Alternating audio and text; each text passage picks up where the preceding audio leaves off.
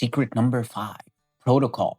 Now that you have identified the moss, the conditions this moss thrives in, ethically harvested some, and brought it home, what now? Don't just plop it in a terrarium and expect it to be healthy. It very well could be, just don't expect it to be. A solid protocol will not only help ensure success, it will prevent any potential issues like introducing pests to a terrarium.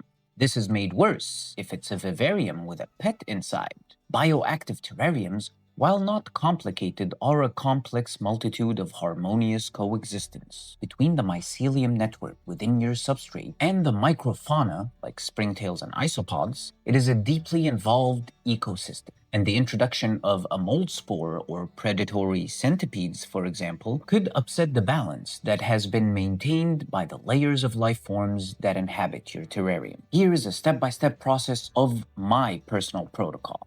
Step 1. Wash the moss under tap water and remove any particulates attached, like leaves or pine needles or dirt. Second step. Place the moss in a container of dechlorinated tap water and rinse it thoroughly. Change the water as the water gets murky. When the water is clear and the moss is clean, I recommend leaving the moss to soak overnight. This helps get rid of any hitchhikers that may have been hiding. Do not let the moss soak for more than 12 hours to avoid the moss breaking down and browning out.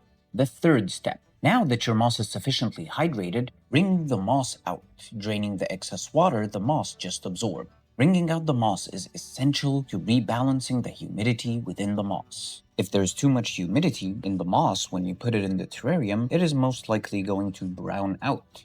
Fourth step. Place the moss in a plastic container with about 1 inch of false bottom and possibly a screen barrier. Use a container with a transparent lid and place it under a grow light or near a window that doesn't get direct sunlight. You will need to create holes in the lid to allow some humidity to escape. This helps in not having stagnant air within your propagation bin, thus contributing to possible mold outbreaks. Speaking of mold outbreaks, add springtails to prevent any mold outbreaks. We'll discuss springtails later in this video. The fifth and final step. Observe that moss daily for at least the first 2 weeks. If any mold starts to occur, remove the problem area and continue to observe the moss. Some moss might wilt or brown or die, but some will start putting out new growth. I tend to observe the moss even after new growth pops up. When I am confident the moss is healthy, growing, and the springtail lifeforms eliminated any potential mold outbreaks, I will consider using that piece of moss in a future terrarium build.